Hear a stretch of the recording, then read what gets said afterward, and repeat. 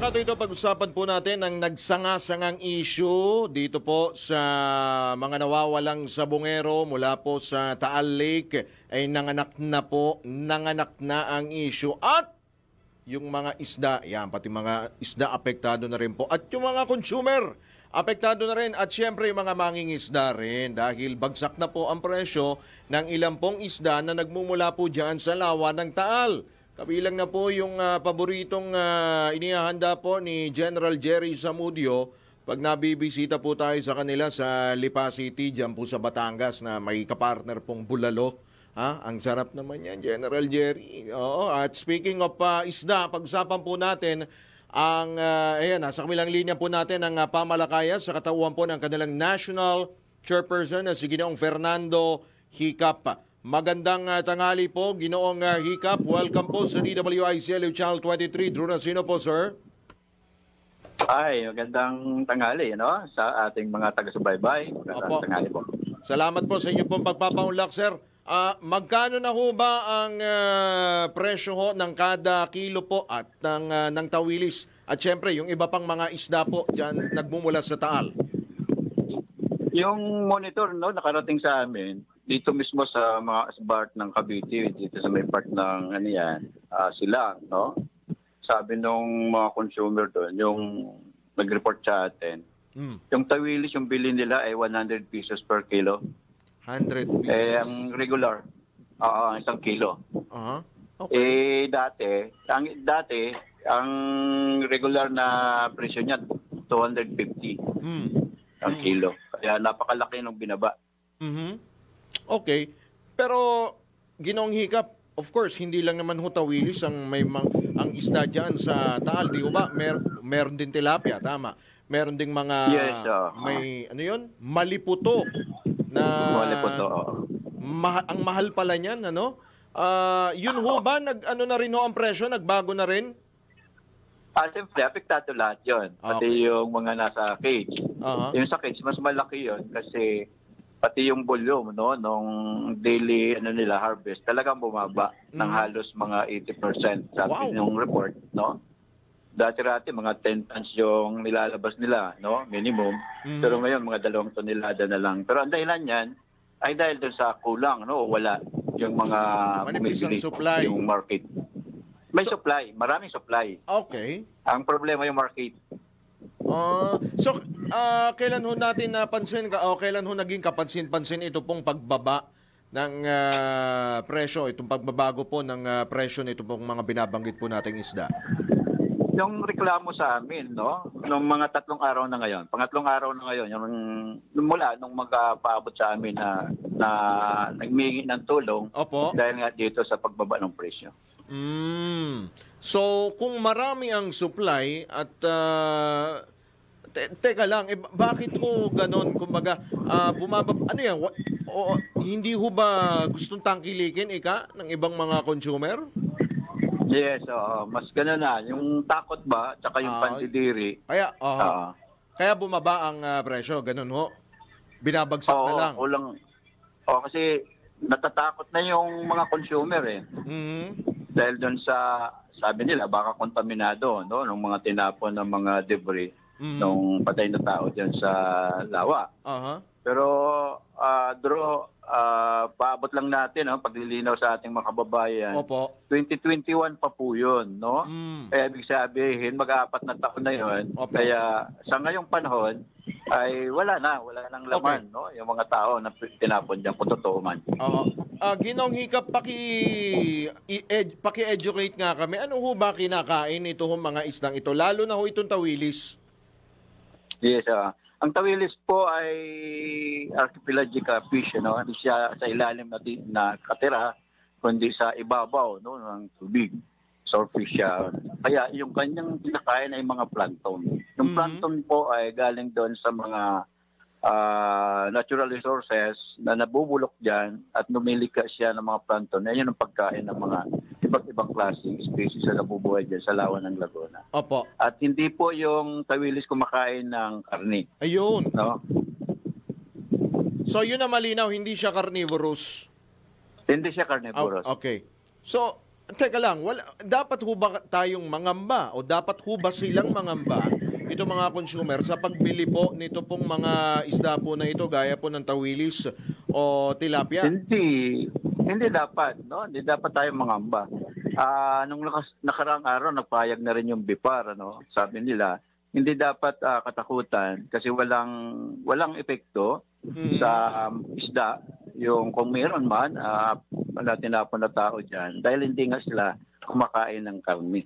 No? Kasi plantom yung kanilang kinakain. Kaya ligtas, no? Ayon sabi pa, ligtas na kainin niya. Kaya hindi dapat katakutan. Kaya lang, di natin masisisi yung mga consumer, mga kababayan natin, lalo na sa ngayon, di ba? Ang daming social media, YouTube, itong TikTok, na minsan ginagamit pa ng mga vlogger, no? Para sa content nila, para marami yung manood at mag-like para pagkakitaan. Ang problema, karamihan hindi totoo, no? Kasi naglilika pa ng takot, no? At ang masama doon, yung apektado, yung mga kapatid nating mga mangingisda. Sa makatuwid, napaparanoid yung ating mga kababayan sa pagbili ng mga isda mula dyan sa Taal Lake. Meron tayong challenge, kinakaharap na hamon sa information dissemination. Di ba ginawang hikap, lalo po doon sa mga tao na mga madaling naniniwala doon sa mga pinapakalat sa social media, di ba? Pero yung atin ho ba mga mangingisda ho dyan, kung sila po ay kumbaga binabarat dyan po sa presyo po ng kanila pong mga huli, yung kanila pong mga isda, ano naman ho ang nagagawa o ginagawang tulong po na ipapahatid po na tulong ng ating pong gobyerno, lalo po ng Bureau of Fisheries and Aquatic Resources? Sa ngayon, wala pa kaming natatanggap na report, no, na meron man lang na tulong, no, lalong-lalo na yung pang-araw-araw na pangailangan nila, no, yung pagkain. Yung marketing, no, yung pagtulong para maibenta ng maayos yung huli ng ating mga mangingisda, wala pa yon. Kaya nga nanawagan tayo, yung pamalakaya sa DEAT BIPAR, sa mga local government, na tulungan, no, yung ating mga mangingisda. Kasi hindi lang yung mga mangingisda ang tinutulungan natin dyan, pati yung industriya ng isda ng Taal. Kasi tandaan natin po yung tawilis, dyan lang po natin nakukuha yun. No? Wala po yun sa iba. Kaya napakahalaga na dapat pahalaga natin yan, i-preserve para maging sustainable. Kaya doon, kung totoo man, na diyan talaga tinapon yung mga bangkay, dapat mapanagot, no? Itong mga may gawa nito. Malinaw na kung yung basura nga ay tinututulan natin na magtapon ng basura diyan, ilalo pa itong bangkay ng tao yung tinapon mo diyan. Talagang direkta, no? Walang pakundangan sa pagsalaula sa ating lawa. Saan ho bang partikular na bahagi po ng Taal Lake meron pong may pinakamarami pong tawilis? Saan ho bang parte? Actually, sa palibot ng lawa ng Taal, kasi malalim na bahagi yan eh. Yung buong lawa mismo? Buong lawa. Diyan sila nangingitlog at diyan sila nagpaparami, nagpapalaki. Kasi pagdating sa tabi, mga ano na yan, mga tilapia na yan, malaputok, iba't iba pa. Pero yung tawilis sa malalim na bahagi. Pero ho, yung sa mga lugar ho kung saan na-recover ho yung mga sako-sako po ng pinaniniwalaang buto, halimbawa doon sa Talisay o kaya doon sa may Laurel, doon ho ba meron din? May mga... Oo. Magandang lugar yan eh. Tapos yan yung malawak na dagat eh. Kung titingnan mo yung Taal Lake, sa gitna, ang malawak na at malalim, yung bahagi ng Laurel tsaka dyan sa Talisay. Laurel tsaka Talisay ang pinakamalalim na bahagi. Mga malalalim at malawak. Malapad yung dagat. Okay. So, doon ho sa part na yon, ibig sabihin pag mas malalim, mas maraming nabubuhay doon ng mga tawilis? Mas ano yan? Kasi hindi naman sila pang ilalim eh. Pero mas ano sila doon, safe.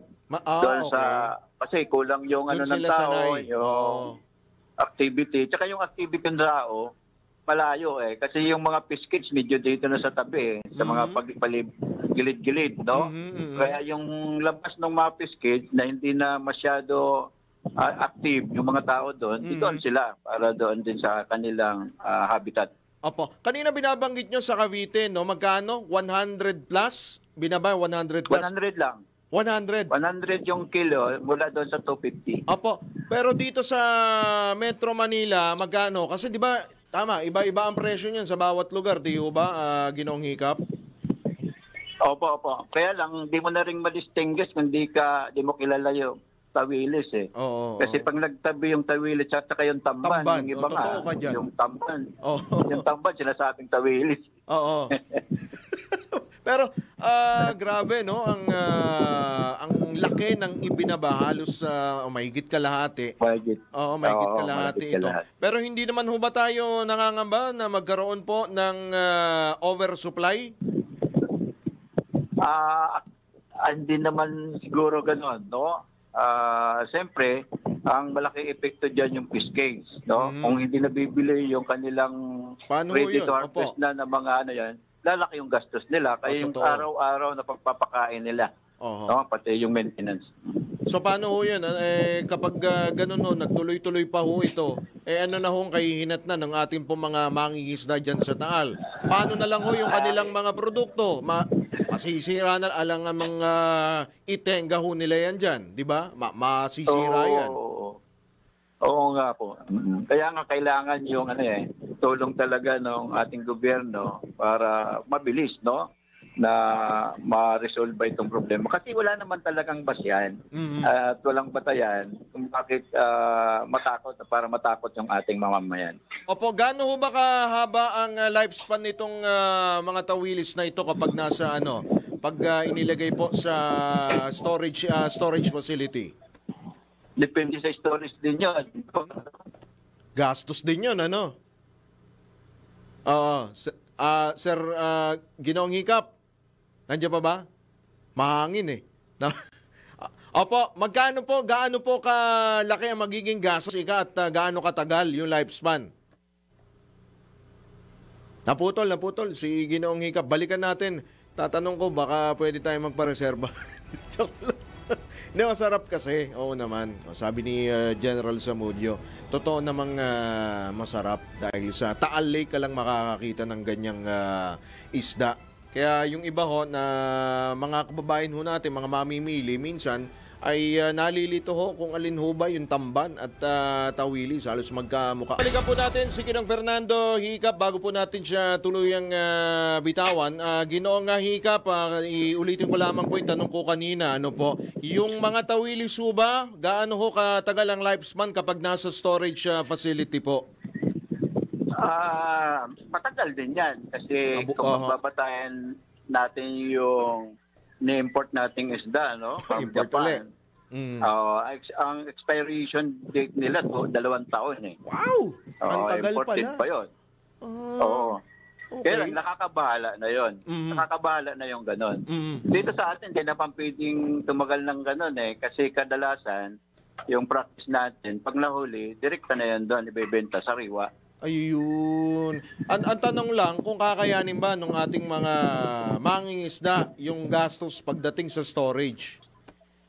Wala nga tayong storage facilities eh. Gagawa pa tayo. Mukhang saktong-sakto ang tawag namin sa inyo at dapat manawagan tayo. Manawagan ho kayo na magkaroon ho tayo ng mga ganyan po storage facility. Di ho ba? Kasi actually, opo, go ahead po. Matagal na naming panawagan yan, Tro. Matagal na naming panawagan yan sa gobyerno, lalong-lalo na sa mga municipal fisher. Kasi ang kaya lang naman talaga nila para ma-preserve na sariwa yung isda habang nasa laot ay hilo.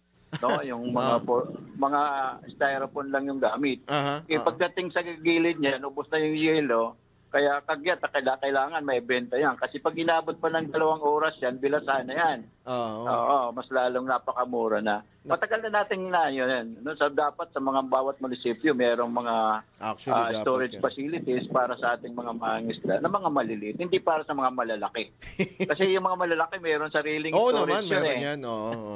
Opo, sir, baka meron pa ho kayong mga karagdagang pampanawagan sa atin po mga kababayan, of course, sa Department of Agriculture at sa Bureau of Fisheries and Aquatic Resources.